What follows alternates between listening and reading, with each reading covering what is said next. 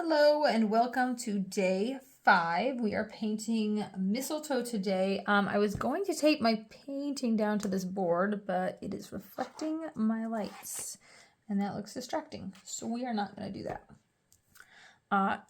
If I tape it, I think I may just tape it down to my desk, and that just means I can't really move it around very much. I don't always do that unless I'm doing a more loose style painting, which I actually do plan on doing today. We're going to try something a little bit different. I attempted to paint this before in a my more realistic style, but I found that I was like looking at the picture and trying to paint each individual branch and each berry, and that is one way to do it, but that is a very time-consuming way to do it, and I'm trying to keep these paintings more simple. So we're going to try to go a little loose with it and see how it goes. I'm not typically the best at loose, but it is something I keep experimenting with. And I think it's good to experiment as you're learning watercolor, and even if you've been doing it for many years like I have. I love to follow tutorials and just try different things. And so you get to follow along while I experiment with this. I'm taping my paper down to the desk using my Holbein soft tape. It is my favorite tape to use for taping down paper. I don't have very many issues with it tearing my paper when I'm done, which is very important. Nothing worse than finishing a painting and then removing your tape and having it rip. I've used painter's tape in the past. The dark blue painter's tape, and it was distracting because of the dark color. It can mess up the way you're seeing the colors. So I like that this is neutral. I like that I can see through and I can see how big my edges are. And like I said, most importantly, that it doesn't tear my paper. There are plenty of I know some people use like washi tape, and I have some of that, but for me, it doesn't stick enough. I need it to be sticky enough to hold my paper down, but then I need it to not rip the paper when I take it off. So it's kind of one of those things where you just have to kind of try and see how it goes. So for this one, we're gonna see how it goes. Okay, I'm not entirely sure, but we're gonna spray our paper just a little bit with spray because I want it to be more loose, and it's gonna have water in various spots. And then we're gonna take our green. I'm using Undersea green because it's my favorite, and I'm just gonna kind of drop in some color. I'm gonna start near the top to try to create a like stem, and I'm gonna kind of go off in different directions. The paint may disperse a bit because I splattered it. It may not. Maybe I didn't splatter it enough. I'm just experimenting. And I was going to try to just like use the white of the paper for the white berries, but sometimes it's easier to just kind of lay the stuff down. We can use bleed proof white to add stuff to it later. So I'm going to have another little stem here. I'm just going fast. I'm just doing little squigglies. I'm branching off in different sections. Some can overlap. This one needs to branch off a bit. I will say that the splatter is not doing as much as I thought it would. I thought it would go kind of all over the place, and that does not seem to be the case. That's okay.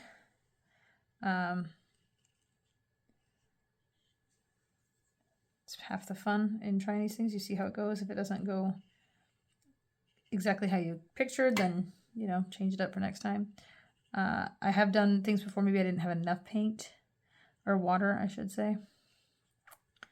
So I've done that before and had water all over the place. It just kind of depends. So anyway, so these, I'm trying to make it kind of look like it's a big bunch at the top. We can have different things. I want the stems and everything to overlap.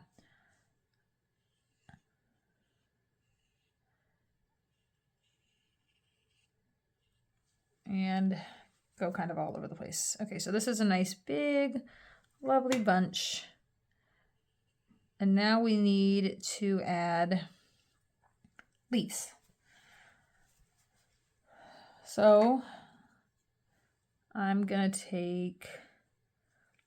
actually gonna take the smallest round, not a liner like this, but a round brush and see how this goes. So I can do like a 1-stroke thing. This is a Princeton round 4. It's smaller than even my round by Perylene Bright that I like. And I'm just gonna try this so we can start at the edges and do like a little tip and do a little swoosh to make our leaves. Mistletoe leaves are like long and pointy, and so you want to kind of press down with your brush. I'm getting different levels of tones of the green, starting at the ends of each thing, and I'm pushing down, starting it like with a point, and then pressing and then lifting at the end to get another point, and then you can kind of round it out if you need to.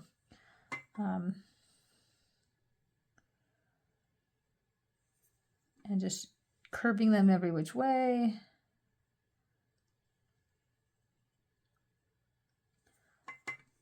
Some are going to go up, some are going to go down. They might overlap, and that's okay. Some curl up.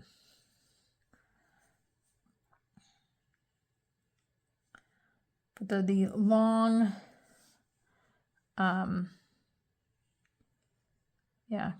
and kind of pointy leaves. And there's usually a couple on each branch.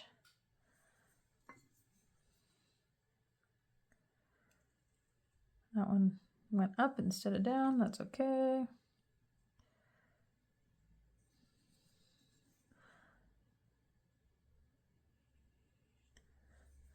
And just go around to all the ends of branches and try to add some leaves there. And again, it's okay if they overlap, especially because we're trying to go a little more loose. And so it will give more of that loose effect. And you can see it is starting to blend out a little bit here. I probably needed a few more drops. I probably could have splattered water and it would have had more of that effect I was trying to get. But that's okay. That's why we're trying it out. And if I really wanted to, I could add it here in a bit, and I might. There's a few leaves in the middle here, but a lot of the leaves are actually further towards the bottom of the branches. And then we got to squeeze in our little white berries in here as well. So that'll be our next step.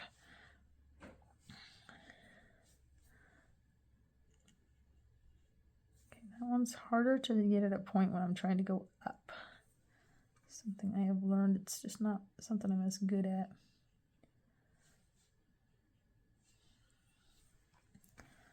All right. Let's see if we have any other. Oh, there's one. I'm trying to find the edges of all these branches so I can get more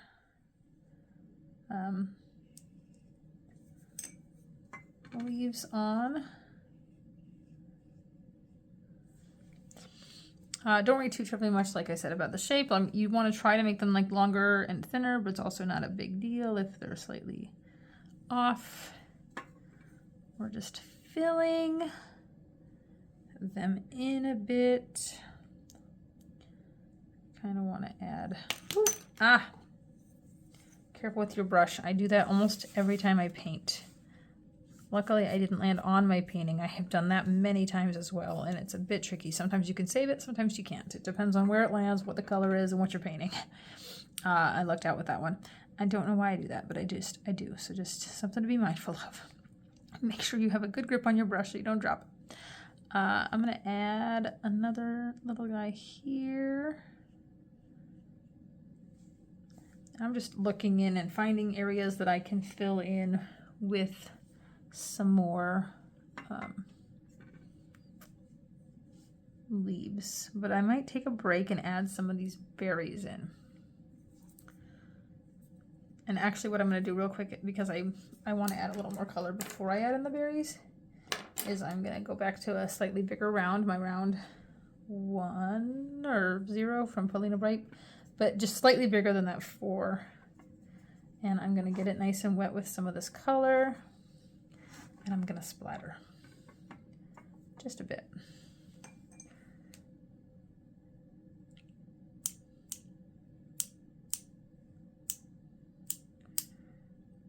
And it's just fun. Okay, it's fun to splatter. I'm going to clean up around my paper here. I don't want to bump into it.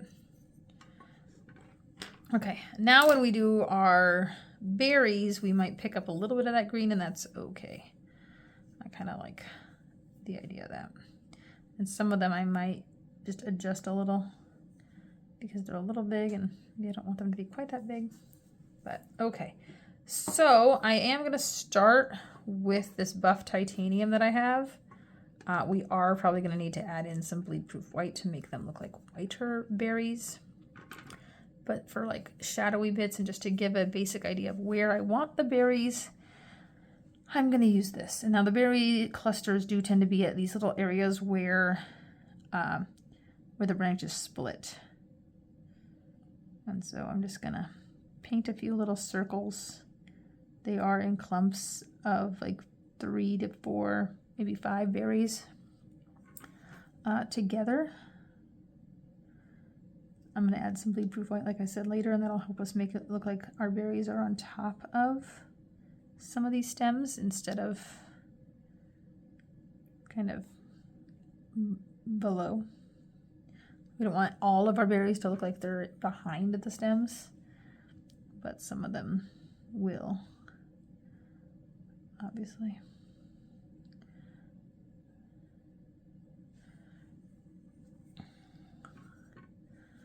All right, and we can add a few down here. Just want to get a nice mix.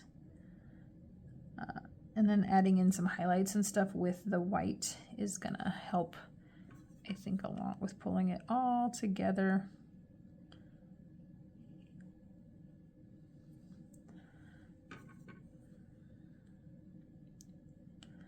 Just doing little circles.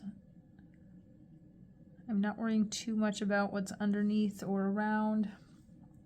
Some of my circles kind of clump together, and that's okay. We can kind of separate them a bit when we add in some highlights with the bleed-proof white.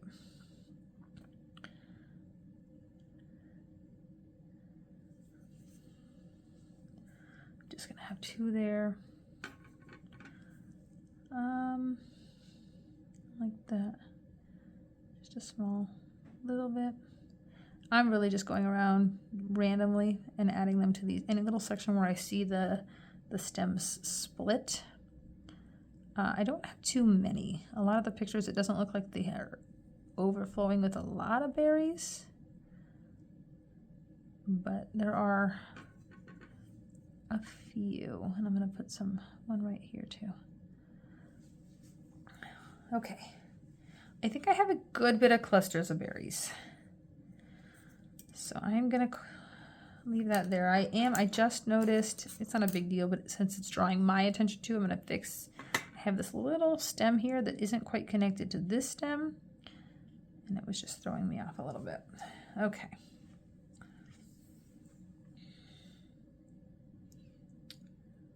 There we go, that looks good. I am gonna take a little bit of my towel and soften some of these green bits are a little dark. So I'm just tapping on them a little, picking up some of that paint. Okay. What you can do as well is you can add like a little ribbon up here so it looks like it's holding the bunch kind of together. It's not necessary, but it's a fun little bit to add. I do want to see though, I want to make sure that mine looks realistic when I add my ribbon. So give me just a second, let me find a quick picture of one. Okay, it's not quite a bow, but I found a picture with a ribbon, and so there's just a lovely little bit of red that goes around the bunch. We'll add some shadows.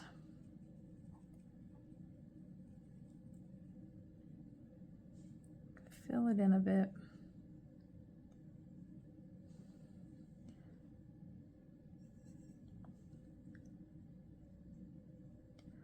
You don't have to add a ribbon if you don't want one. You could do a different color ribbon. I do like how the red looks with green. Of course, it gives that Christmassy feel. I'm just adding another little thing here. And then it just goes off the page because it's attached up there.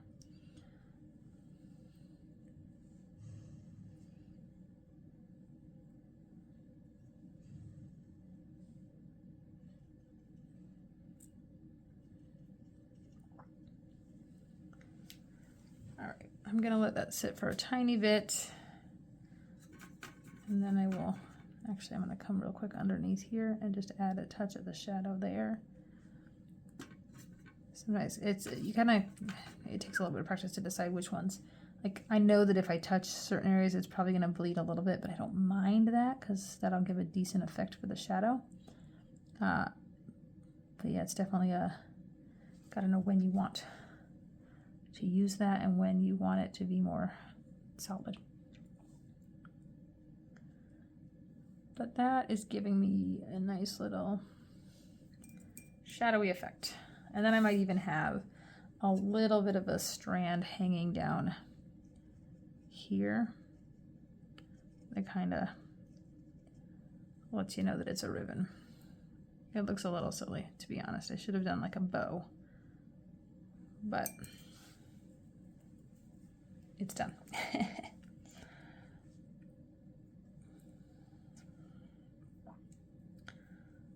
And with some shadow on that, it might help too, but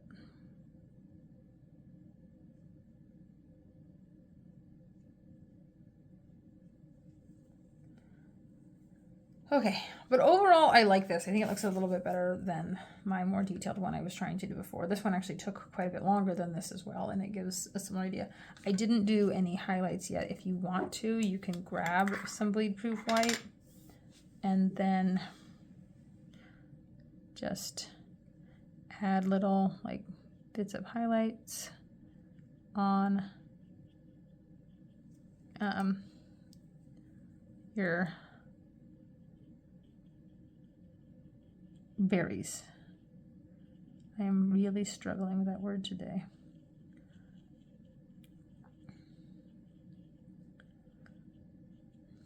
There we go. So some areas are a little bit whiter. Some, especially if you want to make it look like they're in front of it, you might need to add a little more of the white. This one I don't mind the berries being behind that stem. I might even go over the stem in a bit to make it look more purposeful.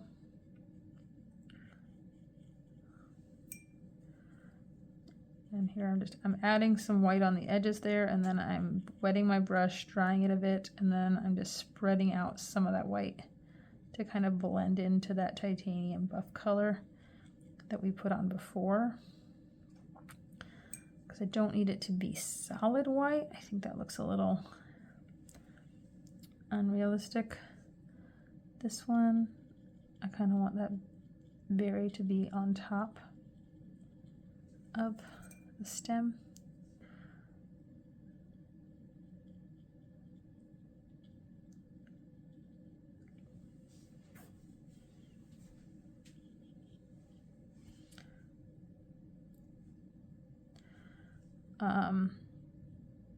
Yeah, but the white is nice to add, but I actually really like the color with the titanium buff in there. And so I kind of want to leave it. The only other thing that I might add in here is if I wanted to have a few darker areas of like leaves, if I wanted to have a few darker stems or leaves specifically, I could get a little darker in color and add a few. I'm adding some Perylene green over here into my Undersea green. I mix them a lot. And then I might just go over one or two. Like this one, I actually kind of like that. This one looks like it was behind that one a bit. And so I'm just gonna go for it and have that one be more behind it. And then kind of same thing here. It looks like it's behind that stem a bit, and I really like how it looks, and so I'm just making it darker behind the stem. And I'm just gonna mix in just a couple in there like that. I have this one that actually doesn't have a leaf at all, and so I'm gonna add one, but I'm gonna add it behind these other ones.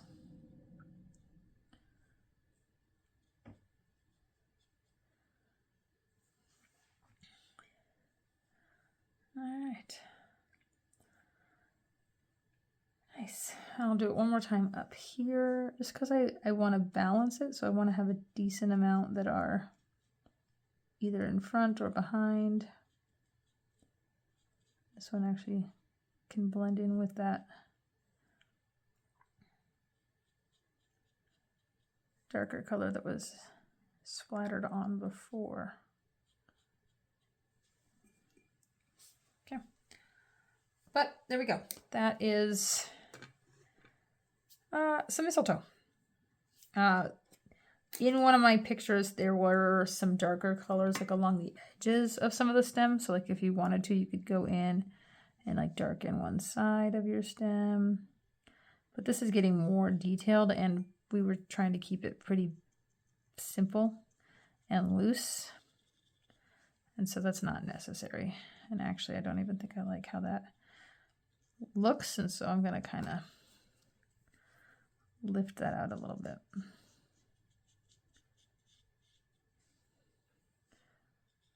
So sometimes you can overwork your thing. Like if you're unsure, take a step back, give it a break, come back to it later.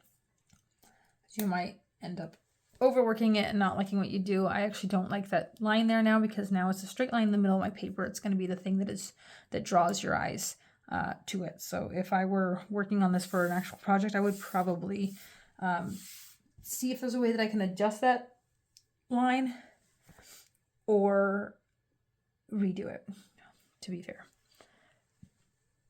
But overall, I really like how that one looks compared to that one. But let me know what you think. Loose is not typically something that I do very well. And so it's fun to experiment. And I had fun painting it. And that's, I think, the most important part.